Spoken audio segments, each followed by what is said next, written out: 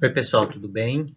Aqui é o Hélio Moraes, sócio do PK Advogados. Eu sou advogado especialista em direito digital, também DPO, né? Agora estamos com a LGPD em vigor, fiz vários vídeos sobre isso no meu canal e também trabalho bastante tempo com essa parte do blockchain e novos negócios, né? Então hoje eu escolhi aqui fazer um vídeo para explicar para vocês o que é um smart contract, né?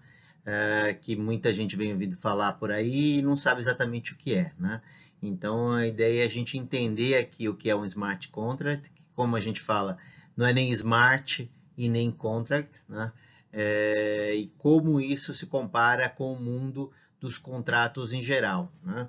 E nesse período curto, né? Quem já está assistindo meu canal, peço que se inscreva lá, quem ainda não se inscreveu, dê o seu like, deixe seus comentários, que isso é muito importante para eu ter uma noção. Mas vamos em frente aqui para a gente entender isso aqui rapidamente e poder cumprir aqui nosso objetivo, né?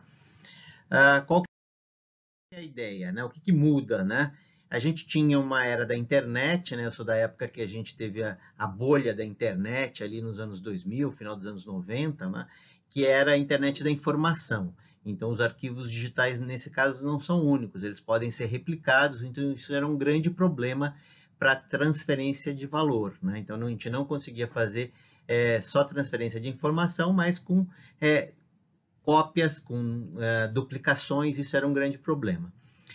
Em 2008 veio o paper do Satoshi Nakamoto, que é um pseudônimo de alguém que a gente não conhece, que a gente não sabe, que criou a ideia do Bitcoin, né? Só que isso evoluiu muito depois do Bitcoin, né? Isso foi para vários outros usos, né? Criou-se o conceito do blockchain e depois dos smart contracts, né? Isso que eu quero falar aqui um pouquinho para vocês. Dentro desse conceito, o que veio de diferente, né, foi o que a gente chama da internet do valor. Eu consegui transferir arquivos digitais de uma maneira única, né? Então, esse é o grande benefício aí do blockchain e a grande diferença em relação à era da internet anterior. E é uma era que a gente está só no começo, né? Se a gente pensar como a internet se desenvolveu ao longo aí de todos esses anos, o potencial que o blockchain tem é gigante, né? Então nós estamos começando essa nova era. Quais são os principais conceitos que estão por trás dessa história do blockchain antes da gente entrar no smart contract? Né? Livro, razão, transparente, inviolável, né? Então é um registro de todas as transações. Isso é feito de uma maneira descentralizada, né? Então não existe, hoje a gente trabalha com órgãos, né, cartórios, com bancos, com o governo, que é um órgão centralizado que valida as determinadas transações que a gente tenha, né? Aqui a diferença é essa, isso é descentralizado, são redes descentralizadas e distribuídas, né? Então isso está espalhado, os blockchains estão espalhados pelo mundo inteiro, né? Quando a gente ouve falar em blockchain, logo que eu comecei a trabalhar com isso, eu achava que era uma coisa única, né? E depois eu fui descobrindo que, na verdade, a gente tem diversos blockchains e com usos diferentes, e alguns são dedicados para esse uso no smart contracts, né? Que é o que a gente vai falar aqui hoje. Então, essa composição desses três conceitos forma aí o que a gente chama do blockchain, né? Uma infraestrutura, é como se fosse um servidor, só que ele não é único, ele está replicado e distribuído, né, com informações bem simples em cada um desses servidores. Então, se eu tenho que validar uma informação, isso não é validado por um agente central, isso é validado por essa rede. Então, tem vários tipos, vários mecanismos de validação, né? Alguns com prova de trabalho, outras com prova de propriedade. Então, são os dois principais aí que a gente conhece, Proof of Work e Proof of Stake, né? Mas tem diversos outros mecanismos de evidenciar que eu sou um nó da rede, que eu posso votar naquilo. Então, essa é a grande estrutura. Então, esse livro de registros nada mais é como se fosse um extrato bancário de todas as transações. Só que o extrato é feito entre eu e o banco. O banco é quem valida se eu tenho ou não tenho dinheiro, se eu posso ou não posso transferir. No caso do blockchain, é a própria rede que faz isso. Então, não tem um agente central. Então, essa é a grande diferença.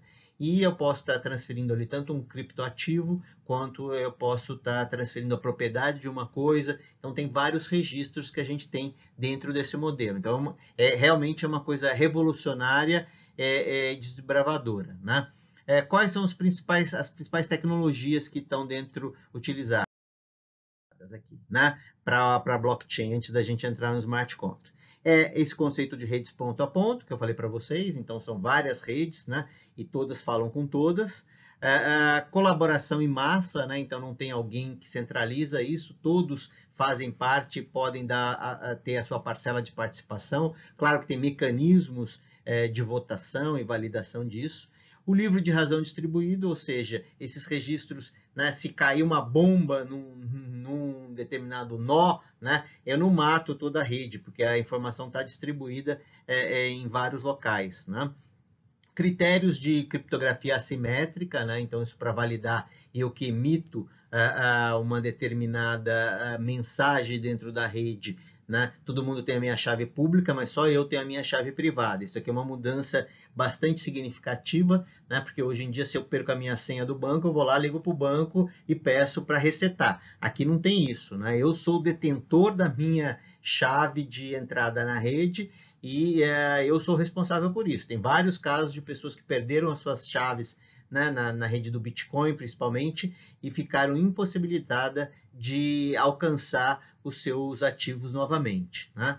O conceito de assinatura digital, então essa validação da pessoa de uma maneira inequívoca, né, com base em algoritmos matemáticos, né?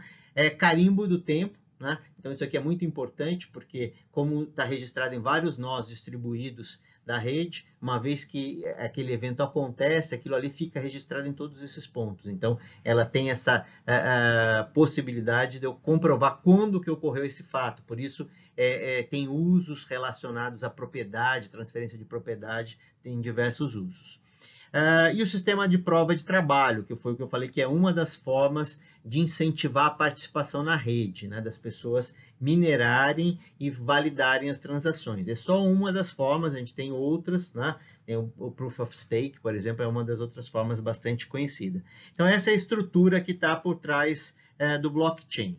Como que isso se conversa com os smart contracts, né? O que é o uso do blockchain para fazer os smart contracts? Vamos entender rapidamente, então, o que é o smart contract, né? Todo mundo confunde isso muito com se é um contrato que tem algum tipo de habilidade, né? Ele não é smart nem é contract, né? É um código de computador, né? Como se fosse pensando numa aplicação, só que as aplicações hoje são centralizadas. Então, esse código ele é replicado em toda aquela rede do blockchain, né? Então, todo mundo tem qual é aquela programação, tem os inputs, as entradas e as saídas daquele código. E uma vez que ele está publicado e em vigor, eu não tenho mais como mudar, nem que mesmo que eu tenha programado aquilo ali vai rodar de uma maneira autônoma dentro da rede. Então, por isso que a gente fala de auto-executado. A definição prévia das regras, isso é muito importante, né? Porque depois que está publicado eu não tenho como modificar isso, tenho até algumas formas de estruturar para eu matar um smart contract, né? Mas o trabalho prévio é bastante importante, né? De eu definir quais as regras, né? Ele é imutável, né? Então eu não tenho como fazer modificações posteriores, então isso é um mecanismo de prevenção à fraude, interferência de terceiros. Então, se eu tenho algo que depende de um banco, de um governo, né, eu sempre tenho alguém com poder sobre isso. No caso do smart contract, não, né? Diversas blockchains, como eu tinha falado, o Ethereum é o mais conhecido, né, e foi desenhado, né, pelo Vitalik Buterin em 2015 com esse propósito um pouco diferente da rede do Bitcoin, justamente para poder criar esse conceito. Então, tem muitas aplicações utilizando a blockchain do Ethereum para montar os smart contracts, né? E as transações são verificadas e validadas pelos usuários, aquilo que eu falei, né? Não tem alguém central que vai validar. Uma vez que ela existe e está publicada no blockchain, né? É a própria rede quem valida isso. Diferença com contrato jurídico, né?